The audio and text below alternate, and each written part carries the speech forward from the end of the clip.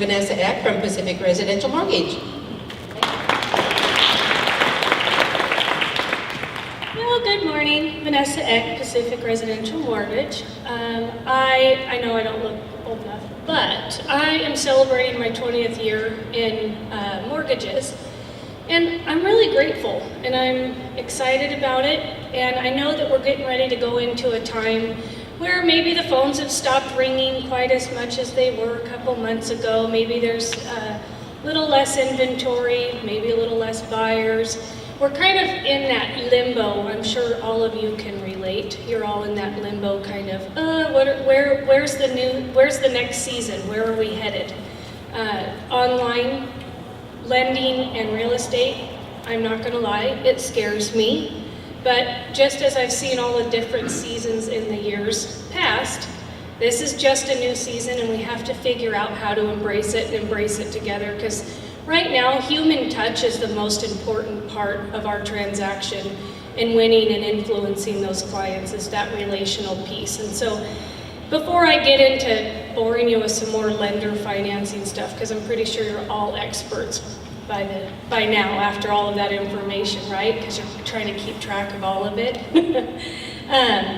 One of the things right now that I'm really focused on is trying to stay focused. Don't let that fear keep you unfocused, because right now there's so much opportunity out there. Just remembering to stay focused and not letting that fear kind of keep you a little unfocused because it feels a little uneasy. The other one that I'm really aiming with my team and my staff right now is just saying that we really need to be more right now while there's less. So take those leads that you have right now that have been sitting on the fence and see what more you have to offer them to be able to be more and take that low-hanging fruit. But still focusing on that lead tracking portion. So there's my morning pep talk. I am constantly reminding myself right now, every year, and I don't know why I do this, but every year when back to school time starts, the phones stop ringing. And it's like, what is going on? Okay, it's 20 years now, Venessa, get used to it. And then once school starts and everybody gets settled back in, the phones start ringing again. So just keep that focus going. Get that focus laser sharp right now, because I think that there are good times and good business to be had. So what I came here today to talk about was not necessarily, there aren't considered special financing for ADUs, but ADUs are becoming more popular in our industry. I do believe that there is opportunities for homeowners to have ADUs that they're using as rental properties, or I think that we're going to see families cohabitating more, that we're going to need to be able to use our properties to be able to house family members together. And so we're seeing more of those things. We also see bed and breakfast or vacation rentals. I had a client years and years ago come to me and she said, I'm gonna buy a vacation rental in McMinnville. And I was laughing, I'm like, seriously? Who's gonna vacation in McMinnville? Like, who's gonna come vacation here? And now look at us. I mean, McMinnville is a hot spot. It's a really cool place to be. She bought the investment at the right time, and since then she's even put ADUs on her properties. And we're not talking somebody that has, a six-figure income per year. She has done these things very savvy and is making a very good living on them. So it's ADUs are becoming much more popular to either investors or even just to homeowners.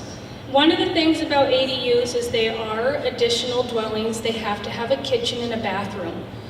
Each city, we did a class, YCAR put on a class, I believe, last month, where they brought in Newburgh, Dundee, and McMinnville city planners and talked about the restrictions about doing ADUs. So if you have clients that are asking you about the placement of an ADU or asking you questions or prompting that, use one of the planners as your resource, because there are caveats to being able to put them on there, and there's also caveats for the use of that ADU. meaning, you know, they may not be able to use it as a vacation rental because they'll only allow so many in a certain area. So use those planners as a resource so that you can give that educational information to your clients. But as far as financing, in our world, conventional or conforming financing, we look at them as long as there are comps to support it. So then that brings on the question of how is the appraiser going to appraise this and how much value is really going to be given to that accessory dwelling. It's going to depend on the comps, which could be more of a challenge as this is a up and coming type residential home, is that there aren't a ton of comps, so the value maybe of what it cost the homeowner to build may not have improved the value as much as the cost of it, just because there aren't comparables right now to prove what that value is. But it is up and coming, so the appraisers are going to look at that, like what are the other comps? It may not be as valuable as we would all think right now just because of the limitations of the other inventory. So as far as financing, conventional, we're not going to allow rents to be used on that accessory dwelling. The borrower is going to have to be able to take the whole mortgage payment with both of them if they're purchasing. If they do, in fact, they own the property and they want to refinance it and they've got Schedule E income on their tax returns where you'd put the rents, then yes, we could use those rents to offset the debt to income ratio, but they have to show a history of it. Conforming Fannie Mae, Freddie Mac, they don't really like vacation rentals. And if the underwriter that Googles everything these days, like sometimes I find out stuff that I don't know. I'm like, how'd you find that out? And they're like, Google, Vanessa. I'm like, oh yeah, forgot that.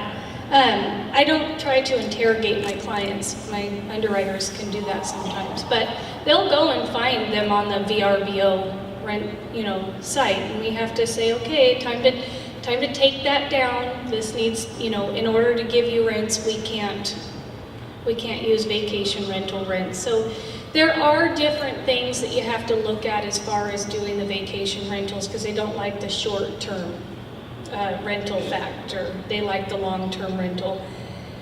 The dwellings that are done without permits, there are some financing restrictions with those. It does have to be highly noted. It can't affect any insurance policies that may affect our lien position, those type of things.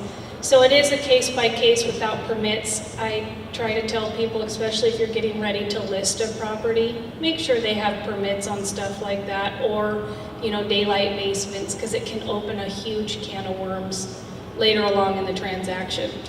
So that is what I'm touching on as far as ADUs that are coming up. My last 2 minutes, I just want to quickly touch on completely separate from ADUs, okay? These don't go hand in hand. The program that Pacific Residential Mortgage exclusively rolled out this last year is we have what's called the Dream Home Program. It's an FHA first mortgage. You don't have to be a first-time home buyer. You have to have a 640 plus credit score.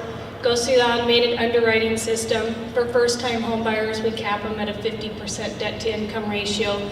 But if you're not a first-time home buyer and our DU, our underwriting desktop underwriter, automated underwriting system allows to go above that, we can. We offer Pacific Residential Mortgage actually finances at 0%, that 3.5% down payment.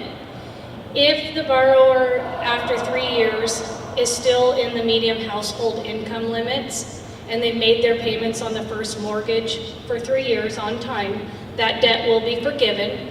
If they make over the medium household income, then they will make payments on that 0% second for 120 months. So it's an opportunity for people that right now we see that people are priced out of USDA because of debt to income ratios.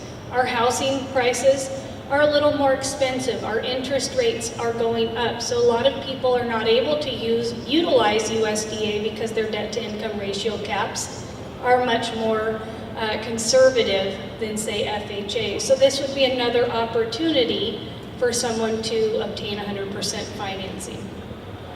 Any questions? No? Well, thank you so much for this opportunity, and I hope you guys have a great day.